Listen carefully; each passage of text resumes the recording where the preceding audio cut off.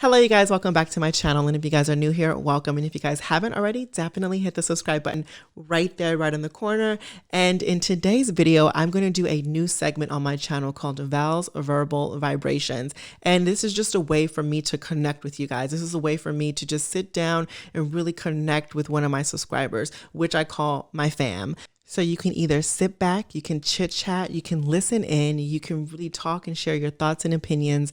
And that's what I really want the most, you guys, just for you guys to really just share everything that you want to about the topic at hand. And in this case, this is going to be Drag Race UK season 2. And we're going to talk about the best dressed, worst dressed, best moments, top moments. Who do you think is, who annoyed you the most this season? Who was your favorite this season? Your top threes. Did your top threes make it?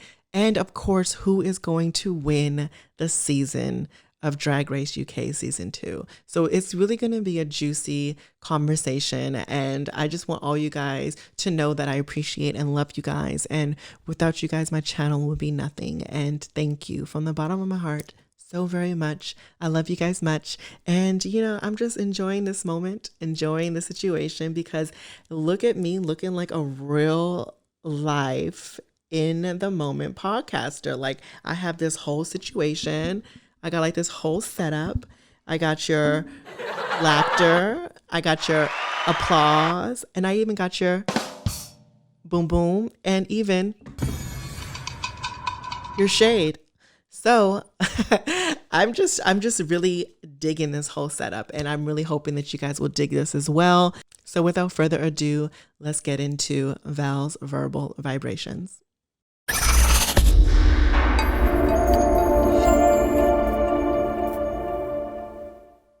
Hello? Hey, how are you? Oh, I'm good. How are you? Am I live? Can you hear me? Yeah, I can hear you, honey. Yeah, I was calling in because I just saw the link on YouTube. Yeah. So yeah, what do you think about the season so far? First of all, what's your name and where are you calling from? My name is Ali Nabe, and I'm calling from New Jersey. New Jersey. Got you. Well, welcome. And I want to know your thoughts and opinions on season 2 of UK. What are your thoughts? A quick reminder, just a quick, so you know, on your YouTube, I've commented on a lot of your previous ones for season 13. Just a fact to see the number of the name. Oh, really? Okay. Hey, babe, how are you? I'm good. So for this season, I think UK was like a great season overall. I really enjoyed the show. I liked how, you know, they started off before the pandemic and then showed what happened after the pandemic. Gotcha. They gave me all the drama I needed. Like, the girls were great. This was compared to season 1, this was definitely a really great season. Yeah, I totally agree with you. Now, did your top 3 change from the beginning to the end, or are your top 3 queens still in the game? It changed slightly. My original top 3 was Lawrence Chaney, Bimini Bon-Boulash, and Cherry Valentine. Really? Bimini was in your top 3? Usually, I mean, I slept on, I would admit, I slept on Bimini. I didn't think that Bimini was a top contender until I seen her throughout the competition. And I was like to me, I think she's going to win. I don't, you know. I'm just saying, you know, spoiler. I agree with that statement as well.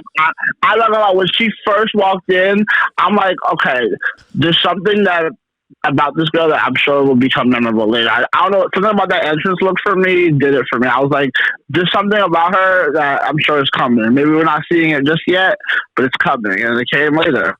Yes, I totally agree. So now, who do you think was the top fashion girl this season? Okay, so I want to give it to Taste, but I have to give it to Ahura. Yeah, she definitely showed up and showed out with the custom with the blue ensemble. That's when she made me know. Okay. After that, Mama has arrived. Mama has arrived, and I totally agree with that. You. That was Gaga, but it was amazing. Yeah, I totally agree with you. That was definitely a good thing. So who would you say that's going to basically win this season? Originally, I was very much thinking, okay, Lauren Cheney, comedy queen. She came with some looks. She wasn't. She just. I will always say Lawrence. To me, her best look was the one she created herself for that challenge with. I think Ellie Diamond was her partner, or Sister was her partner. Mm-hmm. But in the past couple episodes, I truly feel like Bimini will win the competition. Yeah, I feel the same way. I think that Lawrence and Taste definitely were runner ups in the beginning, and I think that I don't know first of all, I don't know what happened to Taste. I don't know. Yeah, I don't know what happened to Taste. And then Lawrence had a really strong footing, but I think that the competition just became a lot for her, and she's getting in her head too much. You know? Very much. It shows. She's got in her head a lot. Yeah.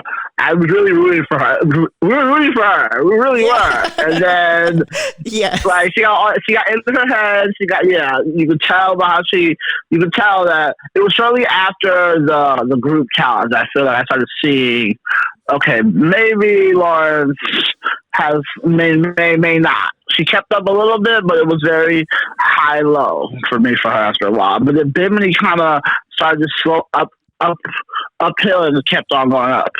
Yeah, Bimini seems like she rounded the corner and she just took off. And I think she's going to run away with the crown tomorrow, because tomorrow is when we're going to find out who's going to get crowned.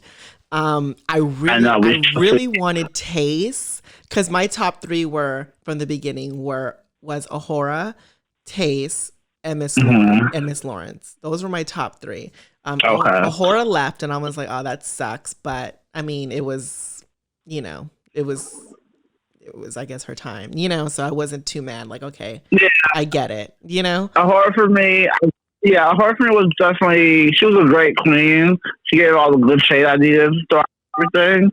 But yeah, I don't know. I think it was after the pandemic. I wasn't really seeing her as a winner. I knew she would maybe be in top 5 or in that round out, but I didn't think she would make it to the finals. Oh, okay. So what queen this season got on your nerves the most? I mean, honestly, I think it was Joe Black. Oh, yes. Can you believe that? Can you believe that? When she first came in, I'm like, okay, you're an experienced queen. We love seeing a girl who's seasoned and has been doing the damn thing, but we all know that doesn't mean you're gonna win. Yeah, I totally agree. I don't know. I expected more from her, and I'm not gonna lie. When she left first, I was like, okay, bye.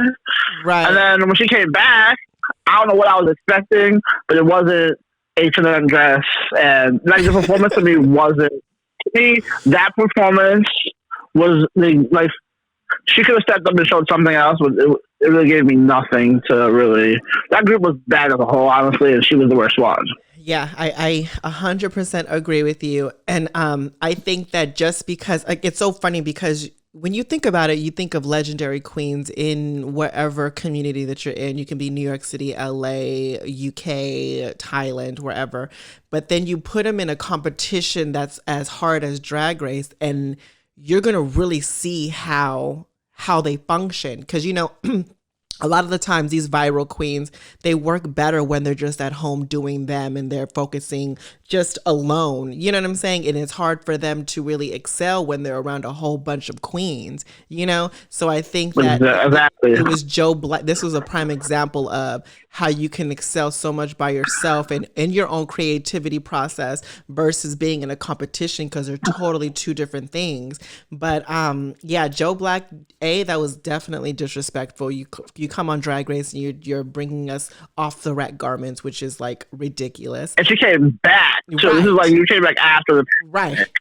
So it's like, okay, girl, this is an opportunity. You should be having good looks, right? I mean, H&M is that we would get a girl shop there, but it shouldn't be so obvious. Right, exactly. Put a like a Michelle Visage or Rue said, stone it up, put some glitter on it, do something to it to make it zhuzhed up, Yeah.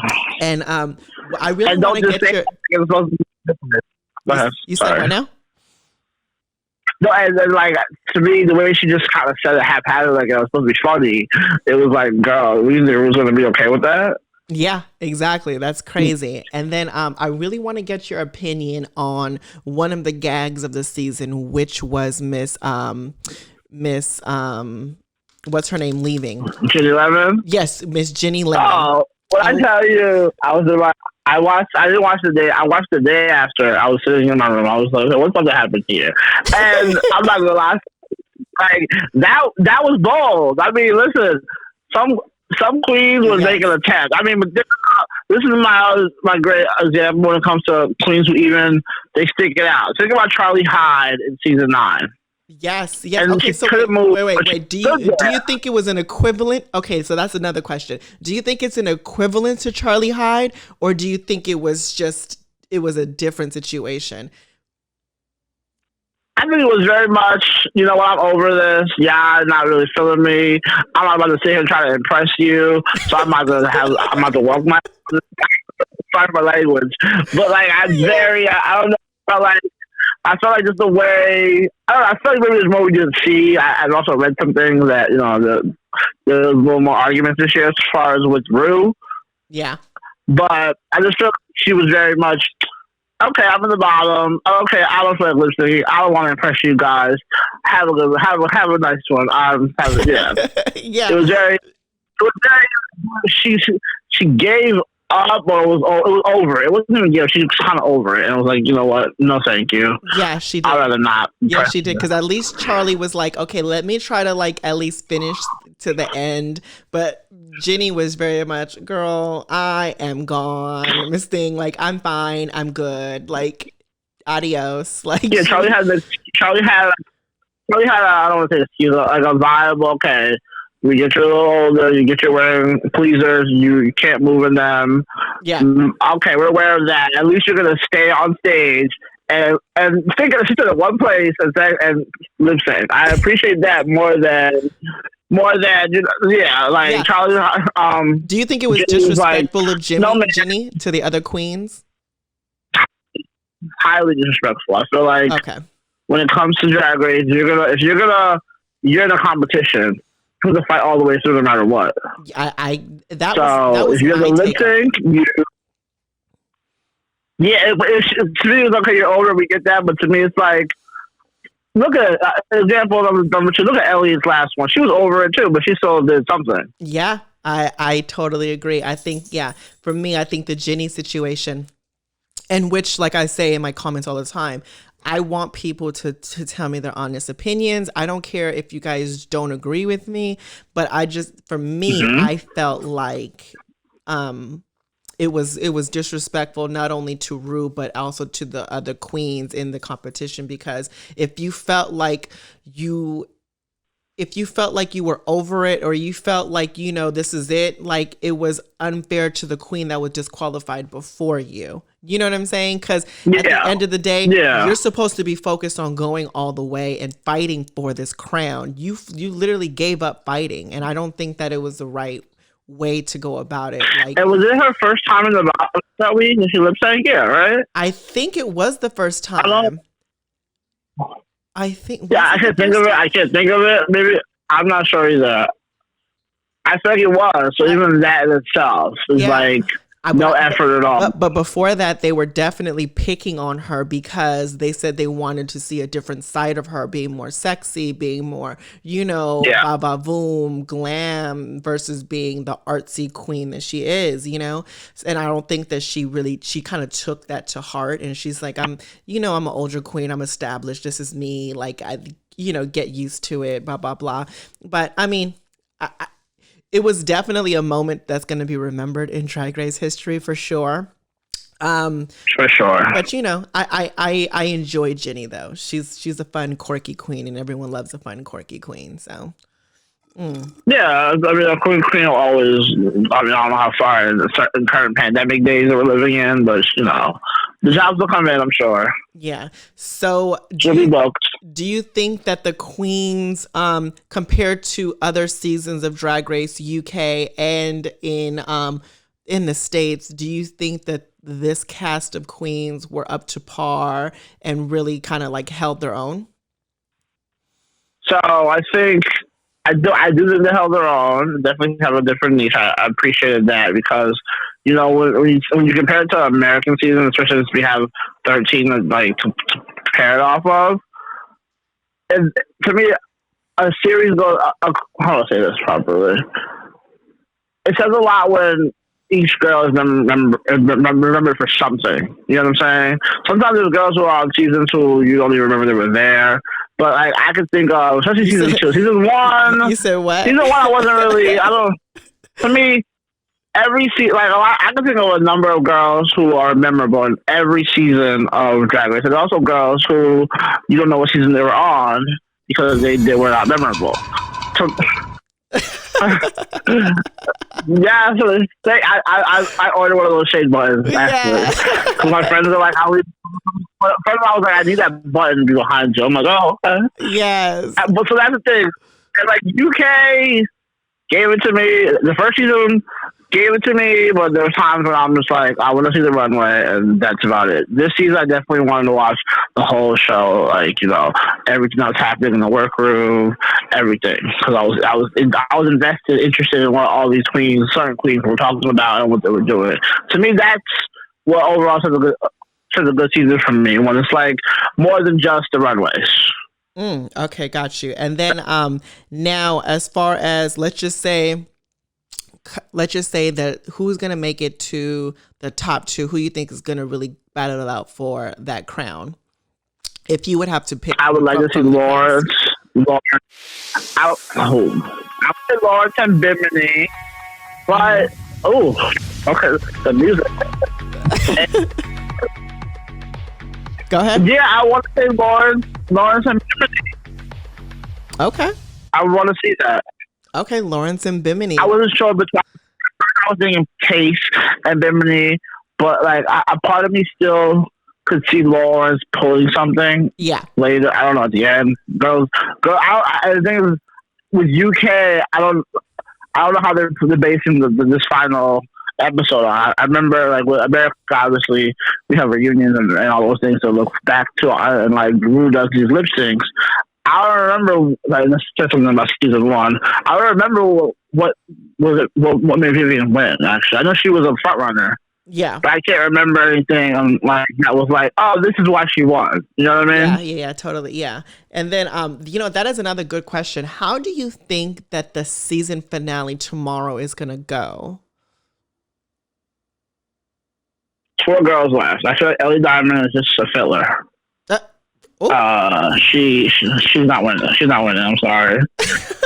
I feel like what's gonna happen is if Lawrence doesn't do something to really like, because Rue was rooting for Lawrence as well from the beginning. You can just tell by how she interacted with her. So I feel like Lawrence has to really Lawrence and Taste. I feel like honestly, Bimini is probably the front runner right now. And I feel like Lawrence and Tate both will have to pull something to really change it, because it's kind of like they're teetering to me. Like I wouldn't mind seeing either one in the top 2. I just definitely want to see Bimini up there at this point. Yeah, totally agree. But yeah, do you think somebody's gonna get Sasha Velour? Like, let's just say everyone's thinking that Bimini's going to win, and next thing you know, Lawrence does a Sasha Velour and, like, gags everybody, or do you think, Taste might do a Sasha Velour and just gag everybody and she might win it?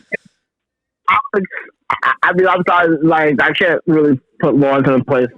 Someone has to pull a stunt, so I would probably say Taste I would like to see Taste pull a stunt like that, because to me, Sasha Velour is something that one of a kind that we haven't like that since that, you know what I mean? Yeah, totally. Yeah, because anybody can get pulled a stunt on, trust me, and then there goes your crown. So the girls really need to be thinking, like smart with it. I agree with that 100%. But yeah, I guess. But thank you so much for calling, babe. I appreciate it, and I can't wait to see your comments during the season finale. And Mhm. thank you again for calling in. I appreciate it. This is something that I'm going to start doing on my channel, doing kind of like this podcast thing where people just can call in and just give their own opinions and thoughts and stuff. And I loved hearing it. This is definitely different for me. I try to like I said, I try to do this for you guys to, be more involved in the channel. So, and plus, obviously, I love everyone's opinions. But yeah, I can't wait. Let's see who the next queen of season 2 of Drag Race UK is tomorrow. And hopefully, our girl Bimini wins, Yes, sir.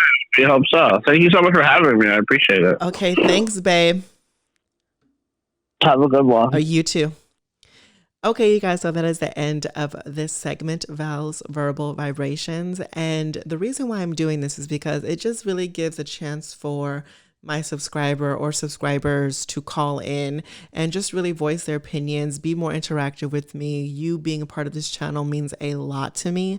So as the segment grows, I'm sure a lot more people will call in and really join and give their opinions as well, because I think it's important to just really connect with you guys. You guys are just my channel, and I I really do love you guys, and just really just your opinions mean a lot because it can really make me see things in different perspectives, or we see things in the same perspective, which is a great thing. And again, thank you so much for calling in, and I appreciate it. And yeah, you guys, let me know what you guys think. Do you guys think I should continue doing these segments, or do you think I should just start doing a live? And the only thing about going live is that I'm actually not communicating with you guys verbally, which is something that was what I really wanted to do, was really just have an interaction, really one-on-one with you guys. And with the live situation, I can only really answer questions that you guys have for me in the chat.